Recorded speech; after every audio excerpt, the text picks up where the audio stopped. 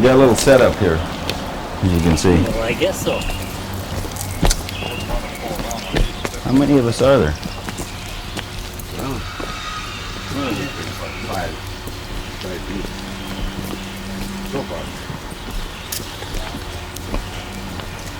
First one here gets the rocking chair. Yep, I guess so. As long as you don't rock into the pond behind you. Well, you got a little. Who's up at the top of the hill? Oh, you turn the faucet off. Well, it's way up here. We'll be here in about a week and a half, 2 weeks. Down Phoenix. Yeah. Doing nothing.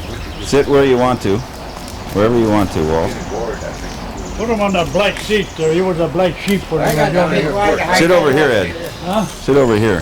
I got That way I can kind of sit back in here. And first one here gets the best seat. Yeah, you put me here in case it's over. who?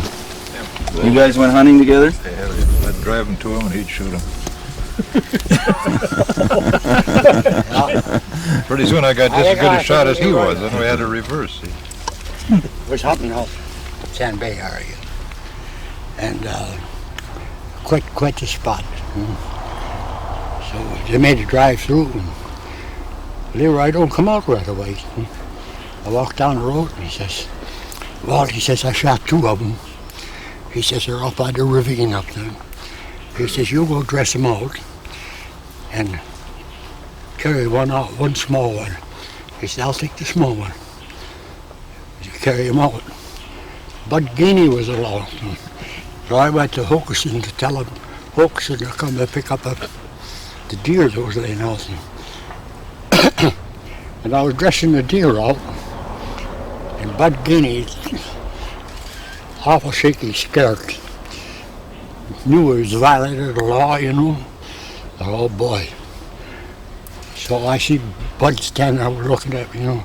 I throw the knife in the tree and I start running. You never see anything like it in all your life. This kid run over me, take it out of the woods, you know. Oh, Well, how long have you guys known each other, all of you? Several years. It's starting this way here, it's got to be about 75, 78 years. That you two have known? Lyman neighbors are. We all grew up together in town. Sure. Played basketball together. Yeah. In Lyman. Is that right? Yeah. Here at Bayfield? Yeah. In the high school? Yeah. Yeah. See, as I told you yesterday, we spent our childhood out on the farm, but we went to town for school and so Yeah. forth. Right. So, We used to be the envy of the city people. yeah. They would ride to school in a covered bus, eat sandwiches at noon and everything else. We had to walk home at noon. That's right. And they would get a chance to ride in the school bus. Remember that? That's right. We used to envy them. But one thing I wanted to get straight here is who made the moonshine and who stole it? Too bad the governor isn't here. That's not my department. No, I and Walt used to sit on grocery boxes out the Piddle Points there. How long is that, 50 years ago? Drinking homebrew? Oh, Yeah, you know. that's quite a place. It's fine. Well, who made that moonshine that was hid down in the ravine there? That was made in Washburn by a guy by the name of Major. We made good moon, they You know, told me. he knows something. Tell him who the moonshiners were. Well, moonshine, the one I knew well was in Cornucopia. Cornucopia, Old John Roman. John Roman.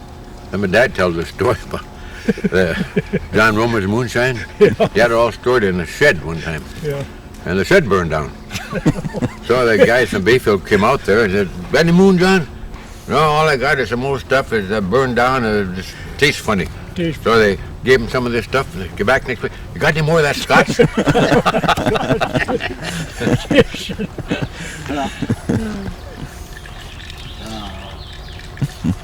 Only thing you had around here was good moon and a lot of home brew.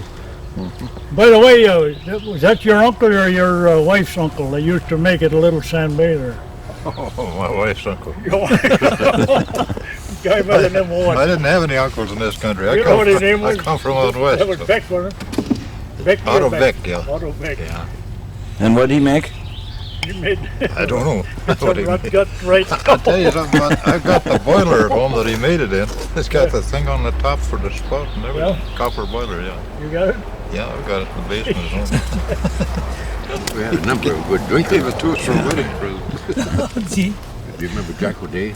Boy, Oh, yeah. My dad tells a story about Jack O'Day. Dad used to entertain some people coming into town. yeah. They had one guy in a Morty's bar one night, one afternoon. My dad saw Jack running down the street. He said, hey, wait a minute. Where this guy comes in? I don't know what he's going to do, but it's going to be something different. So Jack comes in. He says, hello, Jack. How are you? Hello, Joe. How are you doing today? Fine. Well, I'd like to have a drink. Jack, well, don't mind if I do. So something there. Have another? Yep. Jack said, well, that's not much funny. He said, his guest there. But he said, Jack, how many kids you got these days? I don't know, 11, 12, maybe 13. Maybe, sir. Joe said, why did you stop? The old lady started molting. That's a true story. I mean, the telling of it is true. They tell a story about, remember when them old guys went home, their feet were wet, they always pulled the oven door down, you know? And old Jack put his feet in the oven with his shoes off and his socks started to burn. All them kids made a recording one time, see, and Bridget was playing it for him, and old Jack was half in the bag, and he was sitting there with his feet in the oven, and he says, they played it, see, and it ran out. He says, play it again, Bridgie. He says, I feel so goddamn blue. Jack O'Day took someone up, or was up to the cemetery with a funeral, and one of his old cronies was there. He looked at him, he says, it hardly pays for you to go back downtown. Well, Jack O'Day was working on the highway out of Washburn, you know, and everybody stopped, you know. This road go to Ashland, yeah. He finally got so goddamn tired of it. One woman stopped and he said, say, does this road go to Ashland? Hell no, lady, it stays right here. Oh, they told some better ones than that, but wouldn't go good here. Well, this is not for publication. You know. Jack O'Day and If it doesn't, then I'll tell one about Benny Parker. Benny. Oh, you Remember Benny? Oh, yeah. He was visiting us in My God, Cornucopia. they should have him down here. He was a He pretty. should have been here. Yeah. He is an old Coast Guard man, the lighthouse man. He was visiting us in Yeah. Corny. You've heard this one then, haven't you? And we were all sitting in Rubens gas station. And some tourist drives up in a car. And Benny was sitting there. And old Mike Kehoe was there. And he was known to take a drink. And so this guy comes in and talks to Mike. He says, hey, is it all right if I take Highway C from Cornucopia to Washburn? Mike says, I give a shit. Pardon the expression. Oh boy.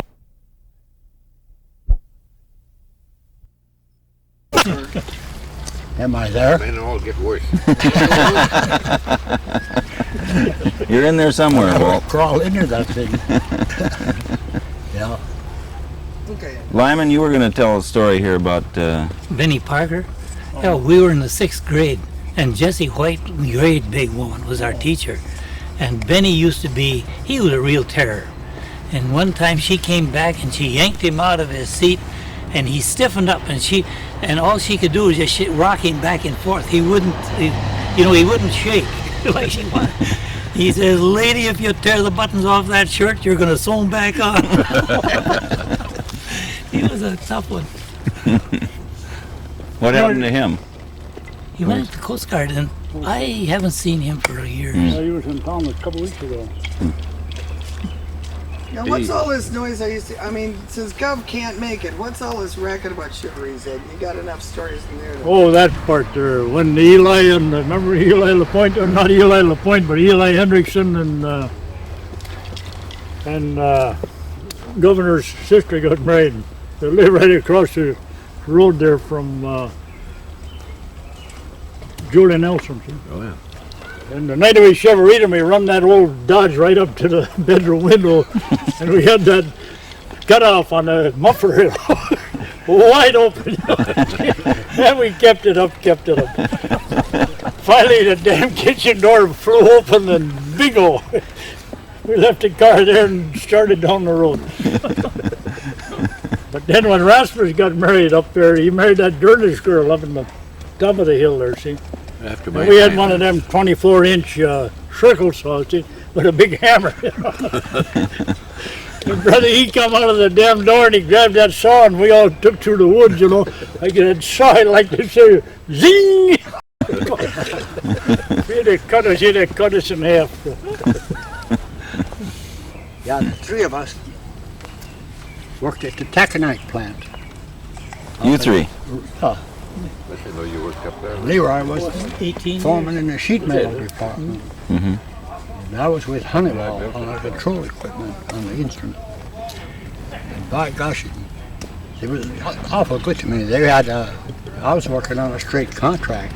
You know, the Honeywell, just a straight contract. But the main construction was the cost plus deal. So they had help like crazy up there. Leroy had plenty of help, and one day he come looking for Billy Hausen, Dawson's kid, and couldn't find him. And he says, I know he was here because they used to start at 7 o'clock in the morning, and they'd always, all the work was up in the air, you know, my work. A scaffold about 40 feet high, and that was on wheels. So they used to steal some of that stuff at night, wheels and stuff, you know, the other crew. And so I put them in my locker, tool locker. And Billy was there, he's always helped me put the wheels under it, and if they stole a section of it, well, I plenty of good help. So, by God, they couldn't find Bill. Look all over for him. Can't find him. Finally went down to the gang box. You hear Bill, the gang box, sound asleep. He'd been out the night before. Lit the trailer. My wife, Thursday night, that was Bayfield night. They'd all come to our trailer.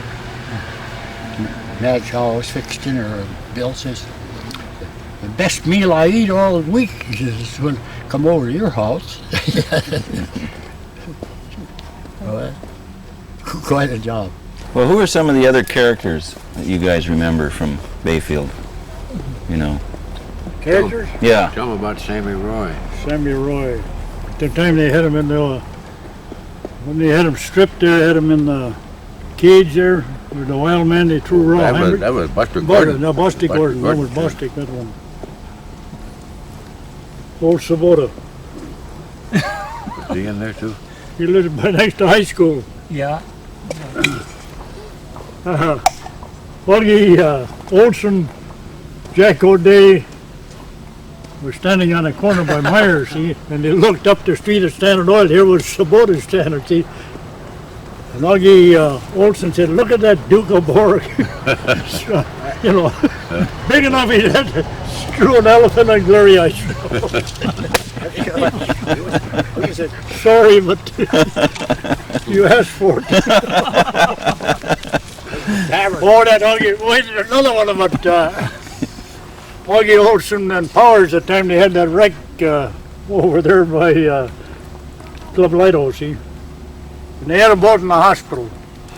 And Powers tried to sneak out of the hospital all the time, see, and Augie Olson, he were all bandaged up. And old Powers said, my God, we got to get out of here, Augie, see. Augie said, I can't make it. But then Powers said, I'm going to make it. So he watched the sister when she walked down the hall. She just sneaked in the room. She knew damn well what the hell he was up to.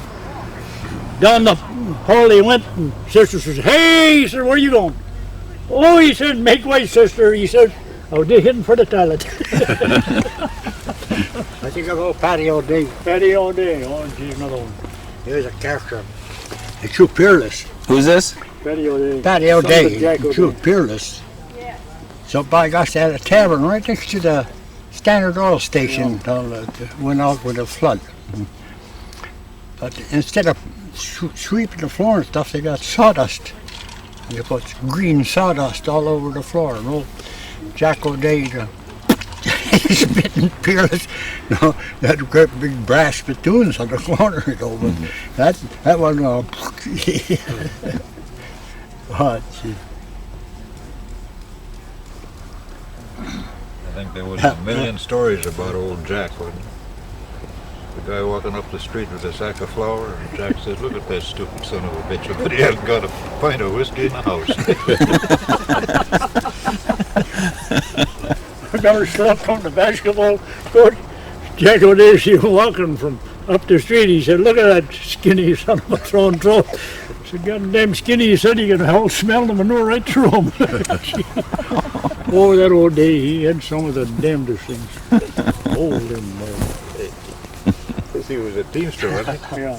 That story about him on a logging road, and the guy hollered, "Hey, Jack," he said, "you better put snow on your nose. It's froze." Jack had a big nose. He said, "You put it on, you're closer to it than I am." I think when had the Bayfield flood.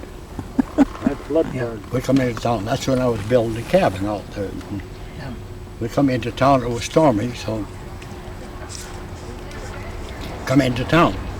And the siren blowed. You could hear it, you know. So we take off. So they're taking the groceries out of. I think it was who owned the store, the grocery store there. Lindquist. At the Bayfield flood, right next to the Standard Oil. That was Vermont. It was Norman Johnson at that time. Well, that was after doing By gosh, they were They carrying were during the groceries. flood that time. So I come out with 2 cases of canned goods, and the buyers had his truck. They was loading up the truck, you know, the groceries and stuff. There was the basement was starting to flood, you know. I come out the door, and here comes the bakery oven comes through the front window, you know. Dropped the 2 cases, get out of there, went home. We're going to have a cup of coffee and go back down, see if I can do any else. Some good son of a gun. I get a half a block from the house right by, Lutheran Church. you know, the ravine Yes, right there. yeah. By, son of a gun. See, it looked like it was open here, about 30 foot down the ravine. The whole walk washed out. Well, gee, I wanted to get down to the cabin, you know. I had a couple $1,000. I had it under the linoleum and the tent. We was living in a tent. We had a big tent, you know, and floor and everything in it, you know, for the summer. And the dog, that little tiny dog, you know, and he was down there with all them balls. Got to get home. And that ravine washed out down there too. I can't get home. The water is in the ravine, so I can't even get home. I had to walk in from the highway down to the lake, you know. Boy. Yeah. You remember old Joe LaCrosse? No, I don't. I remember the name. Huh, Joe? What did he do? Well, he ran that jitney between here and the island, hauling stuff to logging camps. He says, they asked him if he had a compass. He says, "Compass?" He said, "There's no compass." He said, "It's a merry-go-round." And he come up the street one day when he started with old Baldwin, when he used to peddle hamburgers out through the window. Yeah. First guy He I said, saw. "Baldwin," he said, "you guess how many pig I got in this sack?" He said, "I give you the whole 3 of them." Baldwin said 3. "Oh my God," he said, "somebody must have told you." Then he went to the post office, wanted his mail. Won my mail. She, what's the name? He said, never mind the name. He said, the name's on the letters. Lady, he said, if you can't read it, he said, spell it. Oh, he was a character. He said he had that old one-lunger, you know. He said, one day he said, one cylinder, he said, one wire. He says, two cylinder, he said, 1,000 wires. He also says, Yeah, I think about compass, what good the compass when you can't see the land? Yeah, what's good is the compass when you can't see the land. Jeez. I miss some of the accents. Well, he was hauling moon too, you know, from them guys on the island. You remember though, we had a fellow like Lola Cross. He had a nice French, Yeah. Canadian accent. Yep. We ought to have a lot of Scandinavian accents. You don't hear it anymore, Ed. Do you? No more, no. Well, half of them kids that went to school from the Sweet Hill, they never learned to talk English. They started in the 2nd grade, you know. I used to get it. I used to work for Old Bloom Grocery. Yeah, Mr. Shulquist used to call up. sure. She'd say, Roger, I want some pig and yeast soup. And also, I want some TP. Give her like out toilet paper. Pig and yeast soup. Yes. But you never hear it anymore. No, no more. Joe LaCrosse, he lived up on the side, up on the hill there, seeing in the wintertime he was going home, you know, and somebody cat had died in the truth in the pastry. So he's coming up, he said, "Gee Christ," he said, who threw the fish cat and I passed by? The fish cat. Oh, hell, we can go on forever with this crap. Well, keep going. Keep it going. I don't want to do all the talking. You guys got to do a little bit. Any stories I'd have to tell would be from a different country. I didn't come here till I was grown up. Gee, we had a lot of them here. Joe LaCrosse and Eli LaPointe, the old bunch. Yeah, it's a good one. I'll tell you what about Eli LaPointe. He lived there in Roy's Point. See, Roy getting kind of feeble, you know, and he stopped down there. Eddie said, "Somebody steal my car every night." I said, "No, yep, by God, every night they steal my car, but he's always back in the morning." Well, I said, "Why don't you sit up?" Well, he said, "I'm tired, I can't do it." I said, "Tell you what you do. You get a line, you tie it to the doorknob. Tie it to your car, see?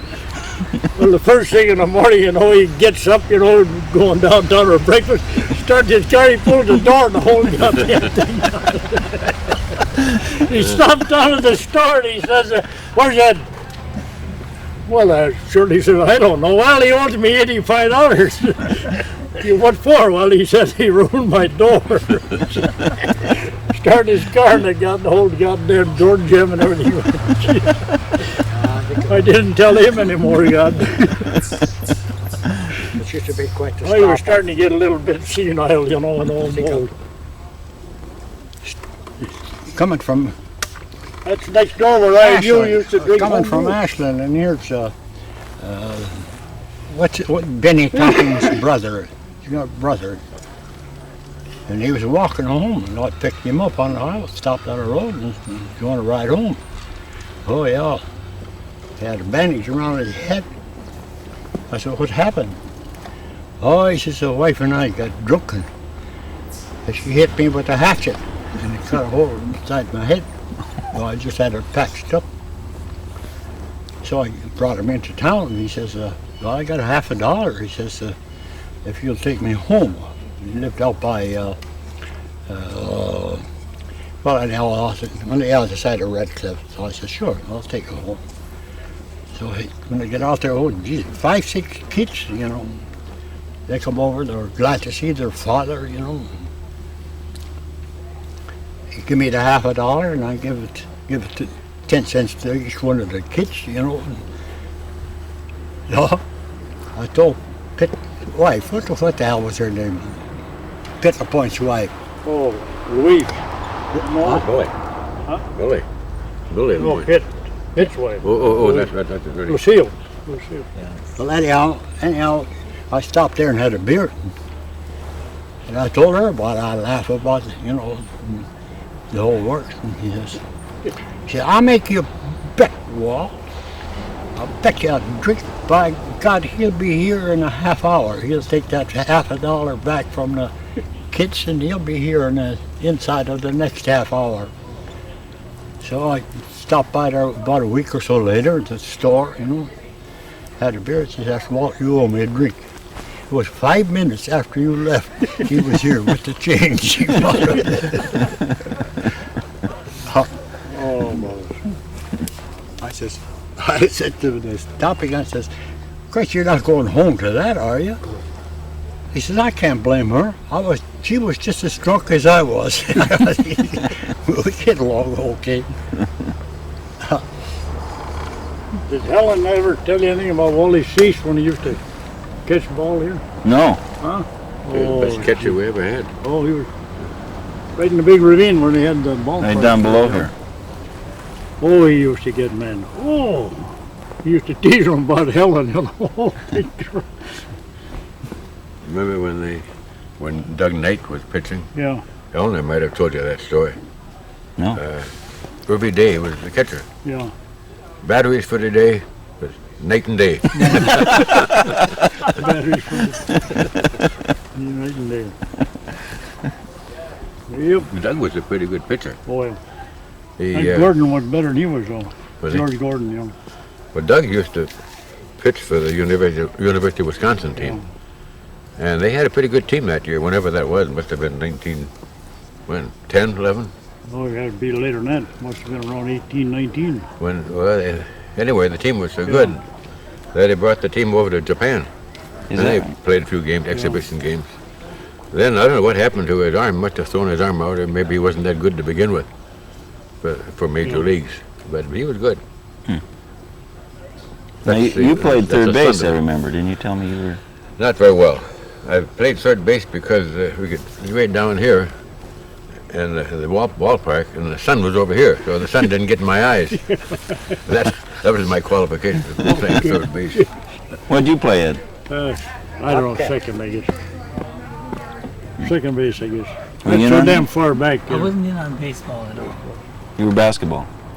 And not too good, But Of course, the kids didn't have a chance to practice back 50 years ago. We had to stay home and work.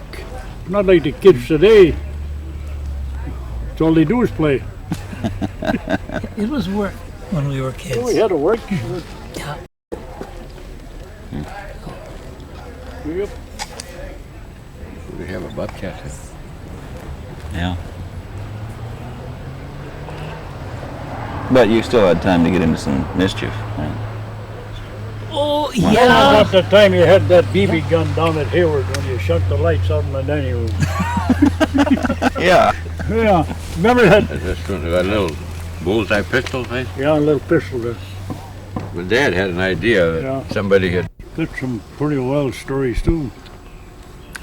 Yeah, we had some pretty good storytellers around town through the years. Remember Johnny Sales? Oh, Johnny. He was an expert at it. He used to like to tell about the bear on the island climbing up on the roof of his shack. You remember that? Quite a time out there with that bear. Good entertainment for him, I guess, when he was out. We never done nothing too damn rough, only raised a little hell now and then, like... Wrecked a few cars and what? No, I never wrecked a car. Didn't you? Nope, never wrecked a car. Mel was the one wrecked a car. Oh, yeah, I know it was one of you brothers. Christ, the old mother always said, why don't you be like Mel? Well, Christ, the old man would have been broke buying new cars.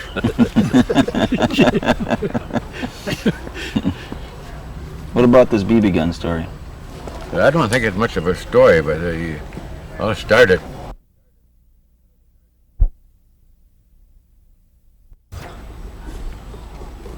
All right. Okay, we'll try again here now. Well, my dad got a hold of a little pistol that operated on the slingshot principle, a little rubber band. Rubber band. Pulled the thing back, and it shot number 6 shot. It was surprisingly accurate. And we tried to sell them. They had a little ad, don't swat that fly, shoot him. But anyway, I inherited a couple of these little guns, and we used to go around shooting at things we shouldn't shoot at. If you have a story about it, you tell it. I don't It was remember in that. here where you shut the lights out in the dining room, wasn't it? I don't remember that. She pretty shut the whole goddamn bunch of us. Well, he was a cricket. You were a good shot. Joe? You. I was pretty good with that thing. Yeah. My dad was an excellent shot with the rifle, though. He was very good. Wasn't you and Bobby Durham out there fishing suckers there in Sand River? Could have been, She'd but catch them on then, what was that? Maybe it was Doug Feige would. She'd catch them on the line, you know, while they're flopping in the air. He'd shoot them. that'd be Doug. Doug, Doug was a geez. good shot. He wound up as a game warden. Game warden. No wonder they hired him. He was a good violator. If they had, there wouldn't be any deer left, I guess. Oh. I never violated. I never shot any deer. All your time up here, you never shot a deer? I'm not talking. Not illegal. I haven't shot a legal one yet. The DNR owes me a couple, but they owe me a couple, but it's too expensive to to try it now. Oh. Yeah, I guess so. So the season was a little longer then. Yeah, the first snowfall, we always celebrated. We were having a little venison. Oh, that tasted good, you know, being out of season. But where the DNR rooked me, one time I was working for Allwood then, and the first morning I went up back of our sugar bush, and a little buck stepped out from behind a tree. I looked him over, and you had to have a forked horn at that time, a 1-inch fork. I looked him over, and he looked legal as candy, so I shot him. And I was dragging him up to Jay, and I saw a pickup coming, so I waved my red hat, you know. They stopped, and it was Weberg and a couple of his henchmen. And he comes down, sure, I wanted to get a hitch a ride down to where my car was. And, oh, sure, Lyman. So they were grabbed hold, and Weberg said, wait a minute, that deer don't look legal. That horn was a 1/16 of an inch short, that fork. And they took my deer, my license, or my tag was on it. So I went in and complained to Wasco that night. And he cried, oh, Lyman, it shouldn't have happened. Oh, Lyman, you know, I can't go against my senior warden and all that BS, you know. But someone in Superior went to court and they got it back because you can't go measure a fork that... Run over measure before you shoot him. A 1/16 of an inch, that was short. So the DNR owes me one. I perhaps will never collect. I doubt it. No. They won't. Ben was quite a game warden. He asked me to trap bear for him one time because anything that smelled like bear bait, he tossed his cookies right out. So we went out and he showed me how to make a set. I got the bear, that was my page. So I said, well, Ben, if I've got to trap bear, I said, I better have a permit to carry my rifle. Oh, hell, he said, you kill them with a 22, he said. I said, I know, Ben, but in the first place, I don't know where the right spot is. That's what he told me, if you hit the right spot. I don't know where the right spot is. In the second place, I couldn't hit it if I did know. So he wrote me a permit to carry Well, he my did give you one. Oh, yeah. But he said, if I catch you with that gun, you damn well better have a bear in the trap. Yeah. I had to pay a $50 fine for my brother. I was in the CCCs as an educational advisor back in '36. And my brother called up, he says, Lyman, I need some money. He says, I got tagged for an untagged deer. What happened, he had shot a buck up on the ridge, and not sure it was legal, he kind of hid it under some brush or some, stuff. So he went on hunting, and at noon he noticed Pearly Way's son-in-law going into town with a deer on the fender of the car, and it looked awful like the one that he'd shot. So he went back and checked, and the deer was gone. So David was mad. He went back to home, got the car, and went to town, and he knew where he lived. He walked in on the guy, didn't act. He says, I want that deer. And the guy says, what deer? He says, you know what deer. He says, if you think I got a deer, you go hunt for it. So David went out and looked in the shed, and here it is hanging up. So David cut the guy's tag off and cut the deer down, took it home. And he took it down in the ravine back of the house, big house down there, and hid it in some evergreen. And he knew what was going to happen. About 10 minutes, here comes Wasco. Wasco says, I understand you got an untagged deer out here. And David says, well, if you think so, go find it. So he started to hunt, and he couldn't find it. And David went to irritate him. David went in and started playing the piano. And finally, Wasco came back in. And he says, now let's talk this over man to man. He says, if you've got an untagged deer, or if you've got a legal deer, he says, I'll let you put your tag on it. If it's illegal, you know that you're wrong. Because he had heard the story from Pearly Way's son-in-law. And David bit for it. Now this is man to man now, he says. If it's a gentleman's agreement that if it's a legal deer, you put your tag on it. So David showed him the deer, and he says, you meet me in the courthouse tomorrow morning. And David said, what about that man-to-man business? Oh, forget that stuff. So that was Wasco. I know Wasco. I remember, what were you going to do? Huh? Everybody here knew Man Mountain Erickson. Oh, yeah, man. And his brothers, which were just as big as Man Mountain. Man Mountain Erickson. He was a wrestler, and he lived over on Herbster there. There was 3 brothers of them that were just about the same size. Anyway, Man Mountain and his brother had shot a deer. They had it hanging in the woodshed. And somebody reported him. Ben come out and search warrant. He says to Man Mountain, he said, well, I hear you got illegal venison here. He said, I'm going to search your place. He showed him the warrant. Ben says, yeah, or Man Mountain says, sure, that's fine. He said, but Ma's got coffee ready. He said, we'll go and have coffee first. No, he said. Oh, Man Mountain looked at him. Of course, he looked Man Mountain over, and he said, when Ma's got coffee ready, you damn well better come and have it, he said. So they went in the house. His brother shouldered the deer and headed for the woods with it. Man Mountain told me that one himself. John, Carl, and Gus. Yep. They're all 3 good wrestlers. Oh, yeah. Very good. They were wonderful guys, too. Everyone really nice fellas. When Big John went on a little binge once in a while, and he'd start taking a gin mill apart, They'd call his wife. She'd come in and say, come on, Man Martin, or come on, John, time to go home. And he'd follow her out just like a lamb. And then the next day he'd go around with a checkbook and pay everybody for the damage he did. That's right. Sometimes pretty rough, too. Pretty rough.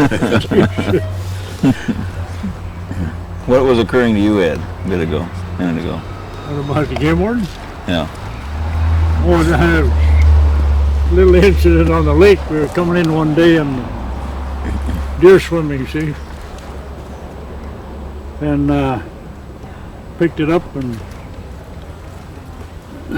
dressed it up, but Chitter the foal took the hindquarters, see? But he couldn't keep his mouth shut, see? Never could. Come to town and blabbed about it, and so Wasco goes up to Mel, see, and we had Mel's boat. So Wasco says to Mel, he says, where's that deer? Mel said, I don't know anything about a deer. Well, God damn it, he said, Chitter the foal got the hindquarters. So, well, Mel said I wasn't on the boat, but it had to be me. So he kept on talking, and by God, he said, well, Mel convinced her it wasn't him. Well, Mel, he said, I don't think you done it, but he said, I know goddamn well, he said, that brother of yours did. But the deer, should have had the goddamn deer in it, one end of it. Oh, them game wardens there, something They else. had the sugar bush out there. Yeah, That was your dad? my father and us brothers. Yeah. Yeah. He was out there deer hunting. And God darn it, one of the guys was staying with Earl Fletcher out there. Yeah. Shot a little one, you know. And Yeah. how are we going to get her home? Oh, Earl Fletcher said, well, put her in the trunk of my, he had a trunk on the back of his pickup truck. Oh, he loaded it in there and start off for the, get out of the country, you know.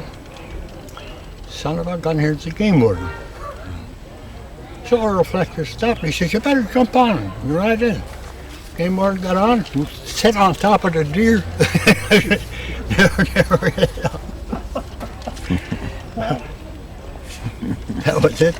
My brother taught in out in Minnesota, and he'd buy a resident license out there, you know, for pheasants. And he'd come home and he wouldn't buy a license. Our state license was $50, and of course, teachers back in this would be in the mid-40s.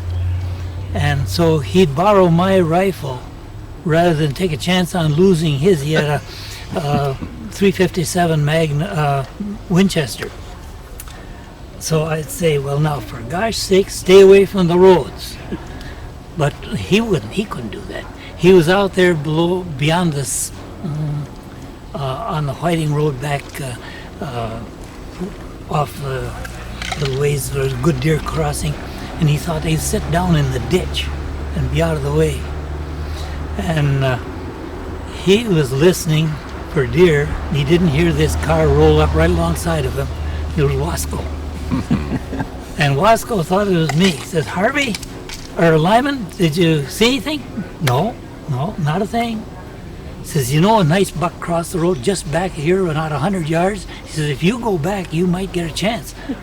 Harvey says, I'll sure do that. You know, and he took off. Wasco didn't know how close he came to having a good one there.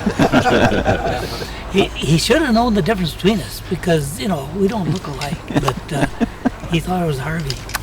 I thought it was me. Well, that's one we got back on Wasco.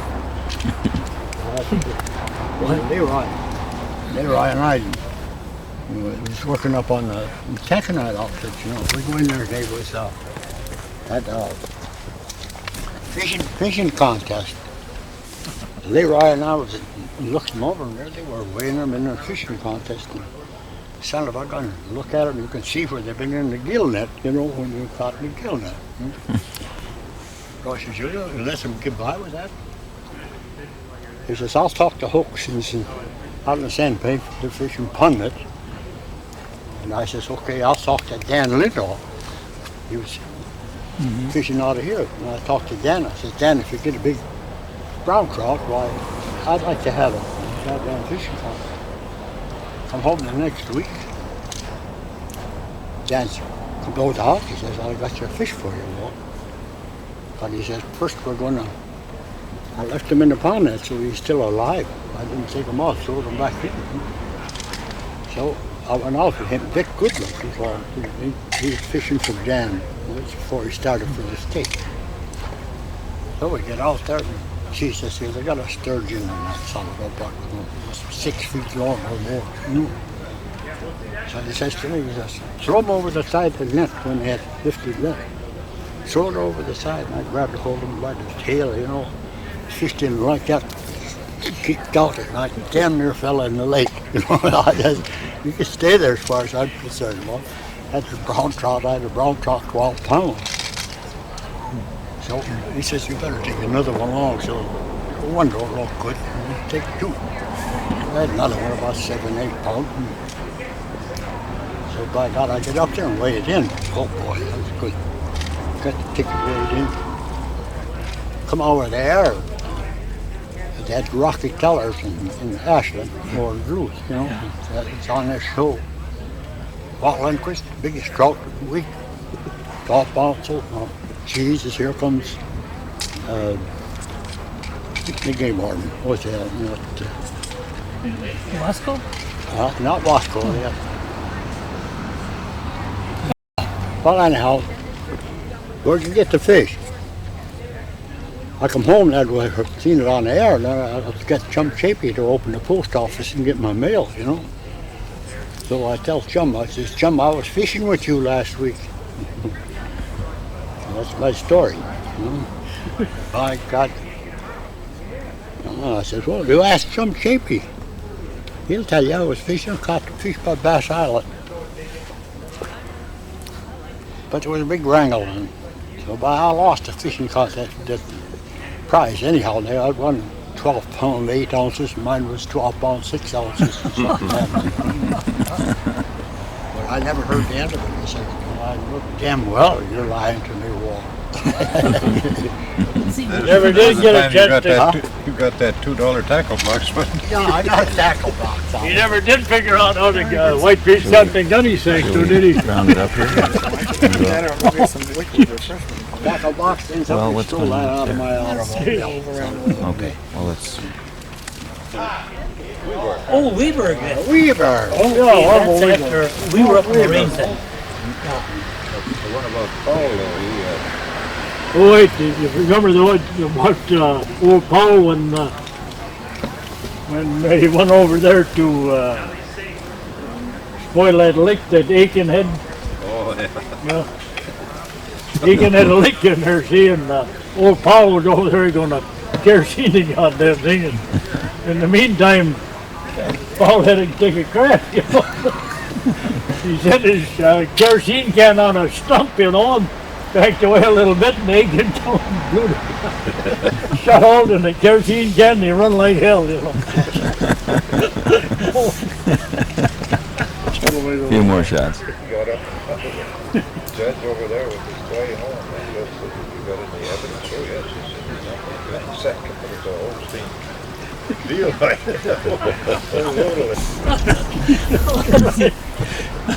There was a lot of cat and mouse between you guys and the wardens and the. We've got a deal Huh? those days. Yeah. Well, it's, No, that Gracious, illegal how you venison. gotta eat, you know? Yeah, That's but that illegal venison tasted so much better than legal A stuff. lot better. I That's even right. quit hunting deer now because neither my wife and I like venison. Christ, we lived That's on right. it all during the Depression. Sure. yeah. Sure.